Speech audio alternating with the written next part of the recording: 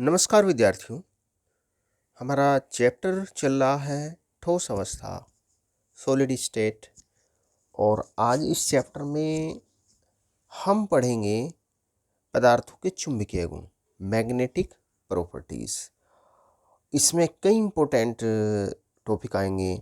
अनुचुंबकीय पदार्थ क्या होते हैं, प्रतिचुंबकीय, लौह चुंबकीय, प्रतिलोह चुंबकीय, फेरी चुंबकीय पदार्थ क्या होते हैं। तो आज का टॉपिक हमारा बहुत इम्पोर्टेंट है। शुरू करते हैं आज का टॉपिक, चुंबकीय गुण, मैग्नेटिक प्रॉपर्टीज। सभी पदार्थों के साथ कुछ चुंबकीय गुण संबंधित होते हैं। मतलब सभी पदार्थों में कुछ न कुछ चुंबकीय गुण उनमें उपस्थित होते हैं। इन गुणों की उत्पत्ति इलेक्ट्रॉनों के कारण होती है।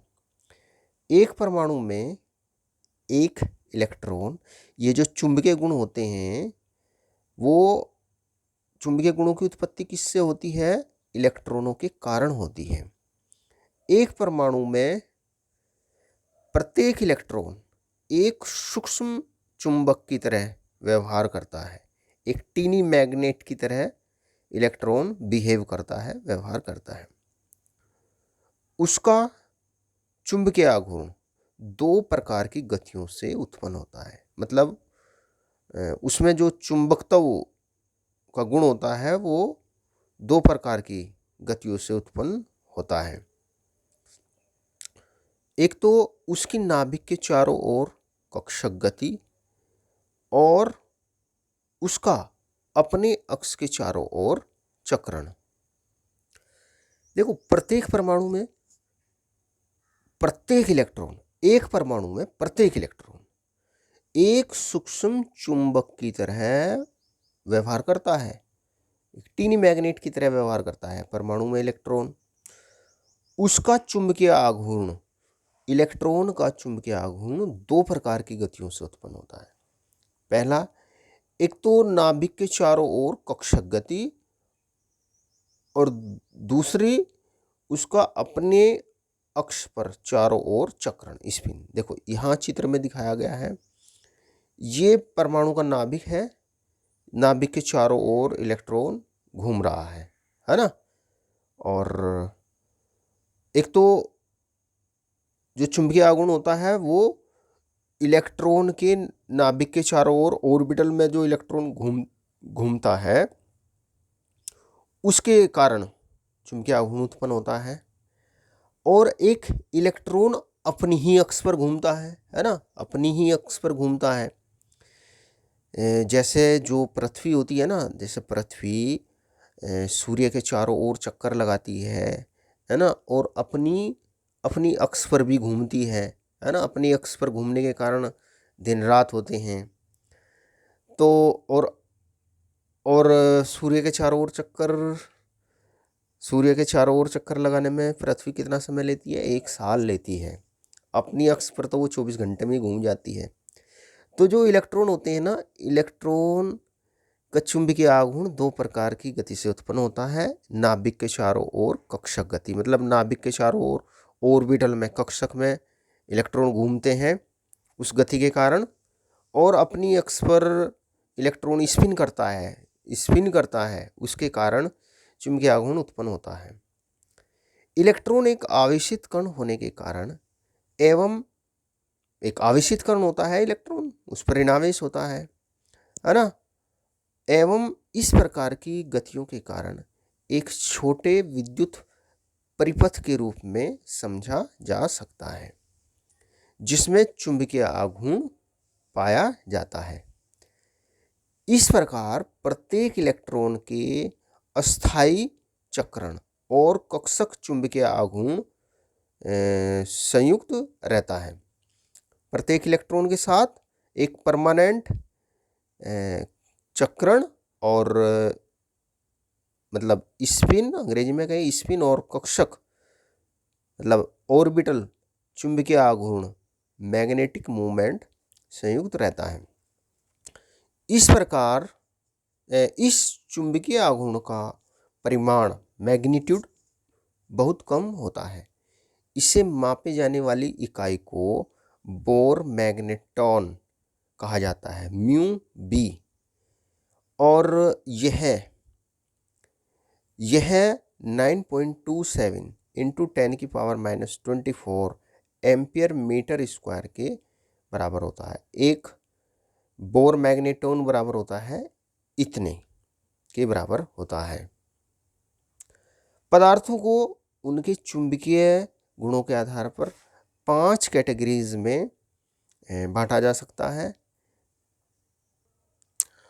अनुचुंबकीय, प्रतिचुंबकीय, लोह चुंबकीय, प्रतिलोह चुंबकीय और फेरी चुंबकीय। बहुत इंपॉर्टेंट है, एक एक करके इनको देखते हैं। अनुचुंबकीय, अनुचुंबकीय पदार्थों से संबंधित होता है। अनुचुंबकीय पदार्थों के चुंबकीय गुण को कहते हैं अनुचुंबकत्व। पैरामैग्नेटिज्म, देखो क्या होता है, अनुचुंबकीय पदार्थ चुंबकीय क्षेत्र की ओर दुर्बल रूप से आकर्षित होते हैं। जब इनको चुंबकीय क्षेत्र में रखा जाता है, ये चुंबकीय क्षेत्र की ओर आकर्षित होते हैं। ये चुंबकीय क्षेत्र की दिशा में ही चुंबकित हो जाते हैं। देखो कुछ पदार्थ ऐसे होते हैं जब उनको चुंबकीय क्षेत्र में रखा जाता है तो वो चुंबकीय क्षेत्र की ओर दुर्बल रूप से आकर्षित हो जाते हैं। ऐसे पदार्थ कहलाते हैं अनुचुंबकीय पैरामैग्नेटिक पदार्थ कहलाते हैं। और इन पदार्थों के गुण को ही कहते हैं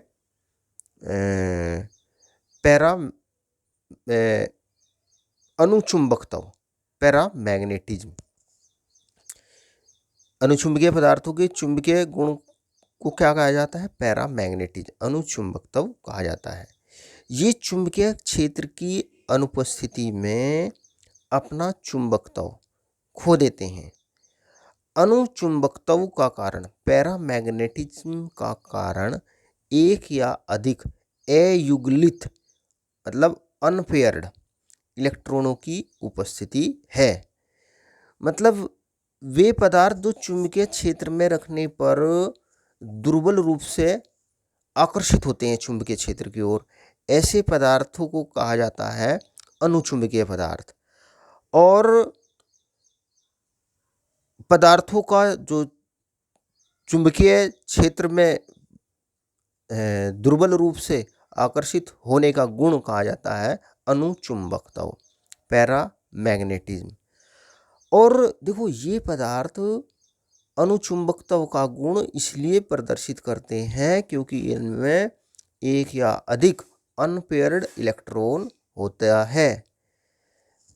ये बात ध्यान रखने की है कि अनुचुंबकत्व का गुण कौन प्रदर्शित करता है, वे पदार्थ प्रदर्शित करते हैं जिनमें एक या अधिक अनपेयर्ड इलेक्ट्रॉन होते हैं जो कि चुंबकीय क्षेत्र की ओर आकर्षित होते हैं। जैसे ये आयन है, ये O2 है, ये क्यूप्रिक आयन, फेरिक आयन, ऐसे पदार्थों के कुछ उदाहरण हैं। ठीक है, बात बिल्कुल क्लियर आपकी समझ में आ जानी चाहिए। अच्छा, क्या बताया मैंने, अनुचुंबकत्व का गुण, पैरामैग्नेटिज्म का गुण कौन प्रदर्शित करता है, जिनमें एक या अधिक अयुग्मित इलेक्ट्रॉन होते हैं। और ऐसे पदार्थ चुंबकीय क्षेत्र में रखने पर क्या होते हैं, ये दुर्बल आकर्षित होते हैं, चुंबकीय क्षेत्र की ओर ये आकर्षित होते हैं। ऐसे पदार्थ कहलाते हैं अनुचुंबकीय पदार्थ। और अनुचुंबकीय पदार्थों के गुण को कहा जाता है अनुचुंबकत्व, पैरामैग्नेटिज्म कहा जाता है। अच्छा, अब देखते हैं प्रतिचुंबकत्व क्या होता है। प्रतिचुंबकत्व का गुण प्रदर्शित किया जाता है प्रतिचुंबकीय पदार्थों के द्वारा। और प्रतिचुंबकीय पदार्थ, प्रतिचुंबकत्व, डाईमैग्नेटिज्म। देखो प्रतिचुंबकीय पदार्थ चुंबकीय क्षेत्र में दुर्बल रूप से प्रतिकर्षित होते हैं। प्रतिचुंबकीय पदार्थ कौन होते हैं, वे पदार्थ जो चुंबकीय क्षेत्र में रखने पर प्रतिकर्षित होते हैं, उनको कहते हैं प्रतिचुंबकीय पदार्थ। और पदार्थों का ये गुण ही कहलाता है प्रतिचुंबकत्व, डाईमैग्नेटिज्म। तो प्रतिचुंबकीय पदार्थ जो होते हैं वो मैग्नेटिक फील्ड से, चुंबकीय क्षेत्र से वो दुर्बल रूप से प्रतिकर्षित होते हैं। जैसे H2O, NaCl, ये बेंजीन है, ऐसे पदार्थों के कुछ उदाहरण हैं। ये चुंबकीय क्षेत्र की विपरीत दिशा में दुर्बल रूप से चुंबकित होते हैं जब उनको चुंबकीय क्षेत्र में रखा जाता है। प्रतिचुंबकत्व, डाईमैग्नेटिज्म, उन पदार्थों के द्वारा दर्शाया जाता है जिनमें सभी इलेक्ट्रॉन युगलित पेरिड होते हैं और इनमें अयुगलित इलेक्ट्रॉन, अनपेयर्ड इलेक्ट्रॉन नहीं होते। देखो, जो अनुचुंबकीय पदार्थ होते हैं, अनुचुंबकीय पदार्थों में होते हैं अयुग्मित इलेक्ट्रॉन या कहीं अयुगलित इलेक्ट्रॉन। अनपेयर्ड इलेक्ट्रॉन होते हैं एक या एक से ज़्यादा। लेकिन जो प्रतिचुंबकीय पदार्थ होते हैं उनमें अनपेयर्ड इलेक्ट्रॉन, अयुगलित इलेक्ट्रॉन उनमें नहीं होते। सभी इलेक्ट्रॉन पेयर्ड होते हैं, युगलित होते हैं। और इलेक्ट्रॉनों का युगलित होना, पेरिड होना, है ना, पेरिड होना, जैसे ऑर्बिटल होता है ना, ऑर्बिटल में मान लो ये एक ऑर्बिटल है, एक इलेक्ट्रॉन ये हो गया, एक इलेक्ट्रॉन ये हो गया, तो इस प्रकार से इलेक्ट्रॉन क्या होते हैं, पेरिड होते हैं।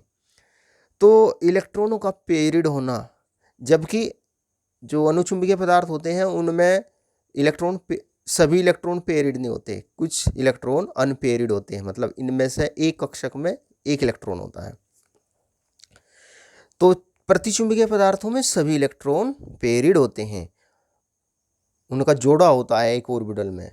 इलेक्ट्रॉनों का युगलित होना, पेरिड होना, उनके चुंबकीय आघूर्ण को आपस में निरस्त कर देता है और वे चुंबकीय गुण नहीं दर्शाते, क्योंकि प्रत्येक सभी इलेक्ट्रॉन युगलित होते हैं, पेरिड होते हैं, और इलेक्ट्रॉनों का जो चुंबकीय आघूर्ण होता है, प्रत्येक इलेक्ट्रॉन का जो चुंबकीय आघूर्ण होता है वो दूसरे इलेक्ट्रॉन के चुंबकीय आघूर्ण के द्वारा वो निरस्त हो जाता है।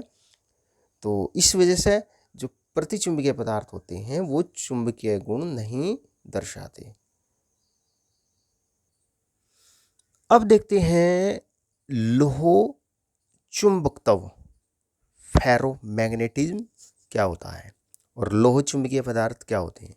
देखो, कुछ पदार्थ जैसे लोहा, कोबाल्ट, निकेल, गैडोलीनियम और CrO2 बहुत प्रबलता से चुंबकीय क्षेत्र की ओर आकर्षित होते हैं। इससे पहले जो हमने पढ़ा वो जो प्रतिचुंबकीय पदार्थ होते हैं वो दुर्बल रूप से प्रतिकर्षित होते हैं चुंबकीय क्षेत्र में, और जो अनुचुंबकीय पदार्थ होते हैं वो दुर्बल रूप से आकर्षित होते हैं। देखो, अब यहाँ पर लोह चुंबकत्व क्या होता है और लोह चुंबकीय पदार्थ क्या होते हैं। देखो, ये पदार्थ लोहा, कोबाल्ट, निकेल, गैडोलीनियम बहुत प्रबलता से चुंबकीय क्षेत्र की ओर, बहुत प्रबलता से मैग्नेटिक फील्ड की ओर ये आकर्षित होते हैं। ऐसे पदार्थों को लोह चुंबकीय पदार्थ कहा जाता है ना, जो चुंबकीय क्षेत्र की ओर बहुत प्रबलता से आकर्षित होते हैं, ऐसे पदार्थों को कहा जाता है लोह चुंबकीय पदार्थ, फेरोमैग्नेटिक सब्सटेंस कहा जाता है। प्रबल आकर्षणों के अतिरिक्त ये अस्थायी रूप से चुंबकित किए जा सकते हैं। ऐसे पदार्थों को परमानेंटली इनको मैग्नेट बनाया जा सकता है, इनको चुंबकित किए जा सकते हैं। ठोस अवस्था में चुंबकीय पदार्थों के धातु आयन छोटे खंडों में, स्मॉल रीजन में एक साथ समूहित हो जाते हैं, एक साथ ग्रुप्ड हो जाते हैं, मतलब इनके ग्रुप बन जाते हैं। देखो, ये एक वेरी इंपॉर्टेंट लाइन है, ये एक बहुत इंपॉर्टेंट लाइन है कि ठोस अवस्था में लोह चुंबकीय पदार्थों के धातु आयन छोटे खंडों में एक साथ समूहित हो जाते हैं। इन्हें डोमेन कहते हैं। इन्हें क्या कहते हैं? डोमेन कहते हैं।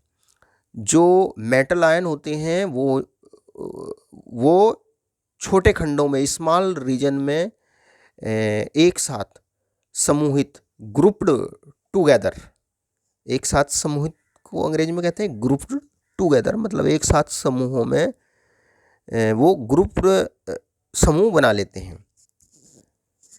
तो धातु आयन छोटे खंडों में एक साथ समूहित हो जाते हैं, इन्हें कहते हैं डोमेन। इस प्रकार प्रत्येक डोमेन एक छोटे चुंबक की तरह व्यवहार करता है।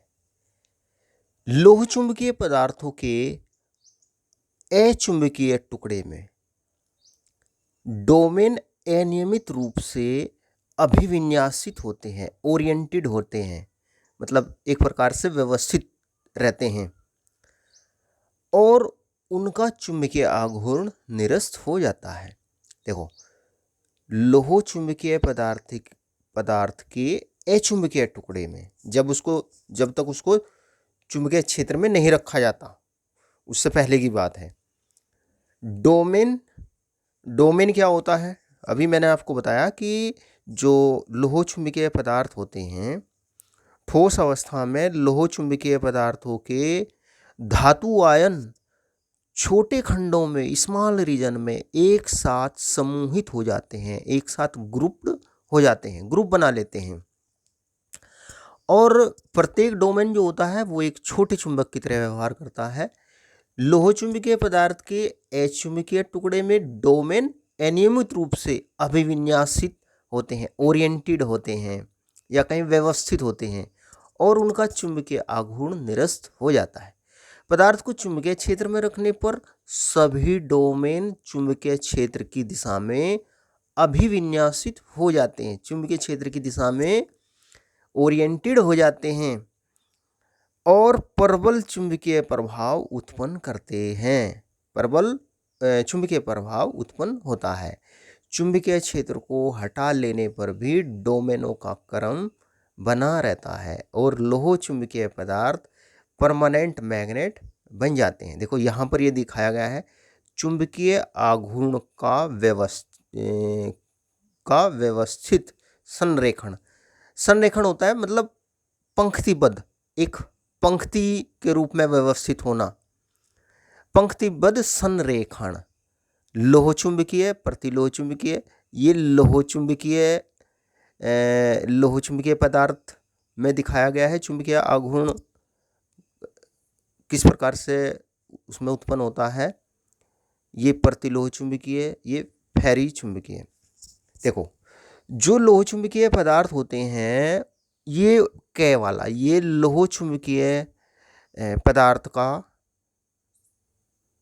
डोमेन किस प्रकार से लोह चुंबकीय पदार्थ में व्यवस्थित रहते हैं। देखो, ये डोमेन है, ये डोमेन मतलब ये धातु आयन जो होते हैं ना, धातु आयनों का समूह, ये धातु आयनों का समूह जो एक छोटे खंड में, एक जो धातु आयन होते हैं, धातु आयन छोटे खंड में एक साथ समूहित हो जाते हैं, इन्हें कहते हैं डोमेन। तो एक डोमेन ये है, एक डोमेन ये डोमेन है। तो देखो, जो लोह चुंबकीय पदार्थ होते हैं, लोह चुंबकीय पदार्थों को जब चुंबकीय क्षेत्र में रखते हैं तो सभी डोमेन चुंबकीय क्षेत्र की दिशा में अभिविन्यासित हो जाते हैं। देखो, चुंबकीय क्षेत्र की दिशा में अभिविन्यासित, इनका जो शीर्ष है वो सबका ऊपर की ओर है। तो जो डोमेन है, ये डोमेन है ना, डोमेन, ये डोमेन जो होते हैं, ये क्या, डोमेन चुंबकीय क्षेत्र की दिशा में अभिविन्यासित हो जाते हैं। सबका अभिविन्यास एक जैसा होता है, ओरिएंटेशन एक जैसा होता है और प्रबल चुंबकीय प्रभाव ये उत्पन्न करते हैं। चुंबकीय क्षेत्र हटा लेने पर भी डोमेनों का क्रम बना रहता है और लोह चुंबकीय पदार्थ अस्थायी चुंबक बन जाते हैं। अब देखते हैं प्रतिलोह चुंबकत्व क्या होता है, प्रतिलोह चुंबकीय पदार्थ क्या होता है। एंटीफेरोमैग्नेटिज्म,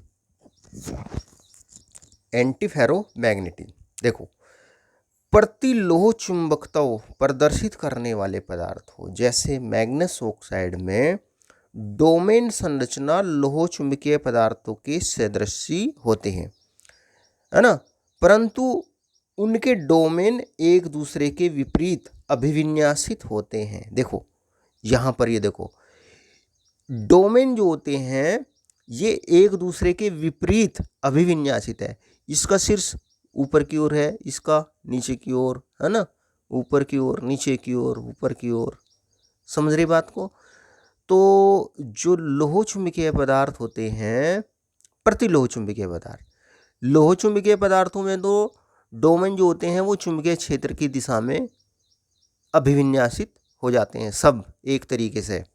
लेकिन जो प्रतिलोह चुंबकीय पदार्थ होते हैं उनके डोमेन एक दूसरे के विपरीत अभिविन्यासित होते हैं जब उनको चुंबकीय क्षेत्र में रखते हैं, तथा क्योंकि एक दूसरे के विपरीत अभिविन्यासित हो जाते हैं तो ये एक दूसरे के चुंबकीय आघूर्ण को निरस्त कर देते हैं। समझ रहे बात को? मतलब इनमें ये चुंबकीय आघूर्ण को निरस्त कर देते हैं, मतलब ये ना तो चुंबकीय क्षेत्र में प्रतिकर्षित होते, ना चुंबकीय क्षेत्र में ये आकर्षित होते। हालांकि इनमें अयुग्मित इलेक्ट्रॉन होते हैं। अयुग्मित इलेक्ट्रॉन होते हुए भी ये चुंबकीय क्षेत्र में की ओर जो होते हैं ना वो आकर्षित नहीं होते, चुंबकीय क्षेत्र की ओर ये आकर्षित नहीं होते। ये ध्यान रखना है, ये चुंबकीय क्षेत्र की ओर आकर्षित नहीं होते क्योंकि इनका जो चुंबकीय आघूर्ण होता है ना वो निरस्त हो जाता है, क्योंकि डोमेन एक दूसरे के विपरीत प्रकार से व्यवस्थित रहते हैं। अब देखते हैं फेरी चुंबकत्व क्या होता है और फेरी चुंबकीय पदार्थ क्या होते हैं। देखो, जब पदार्थों में डोमेनों के चुंबकीय आघूर्णों का संरेखण, संरेखण मतलब चुंबकीय आघूर्णों का एक पंक्ति में व्यवस्थित होना, एक सीध में, पंक्ति में मतलब चुंबकीय आघूर्णों का पंक्तिबद्ध होना।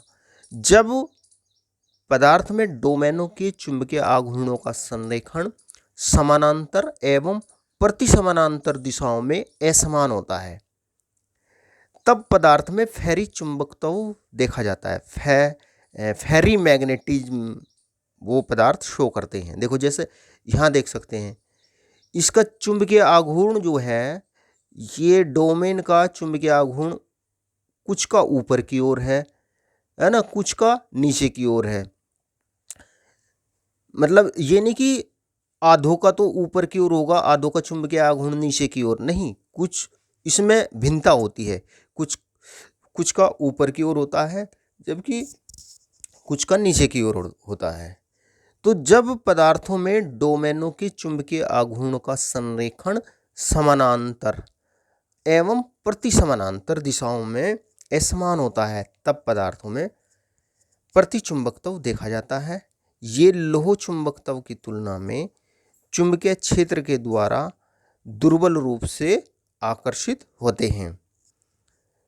देखो, इनमें अयुग्मित इलेक्ट्रॉनों की संख्या तो ज़्यादा होती है लेकिन ये फिर भी दुर्बल रूप से आकर्षित होते हैं। होने तो चाहिए प्रबल रूप से आकर्षित, लेकिन अयुग्मित इलेक्ट्रॉनों की संख्या ज़्यादा होते हुए भी ये दुर्बल रूप से आकर्षित होते हैं। इसका कारण ये है कि डोमेनों के चुंबकीय आघूर्णों का संरेखण समानांतर और प्रति समानांतर दिशाओं में असमान होता है। जैसे हम यहाँ देखो, इसमें केवल ये दो डोमेन का जो चुंबकीय आघूर्ण है वो विपरीत दिशा में है, चार का उनके विपरीत है। ये लोह चुंबकत्व की तुलना में चुंबकीय क्षेत्र के द्वारा दुर्बल रूप से आकर्षित होते हैं। जैसे मैग्नाइट, फेराइट जैसे MgF2O4, ZnF2O4 ऐसे पदार्थों के उदाहरण हैं। ये पदार्थ भी गर्म करने पर फेरी चुंबकत्व खो देते हैं और अनुचुंबकत्व बन जाते हैं। तो प्यारे विद्यार्थियों, देखो आज मैंने कई 5 तो इम्पोर्टेंट बातें मैंने कम से कम आपको बताई है। अनुचुंबकीय, प्रतिचुंबकीय, लोह चुंबकीय, प्रतिलोह चुंबकीय, फेरी चुंबकीय पदार्थ क्या होते हैं। तो प्यारे विद्यार्थियों, आज के लिए इतना ही। थैंक यू, नमस्कार।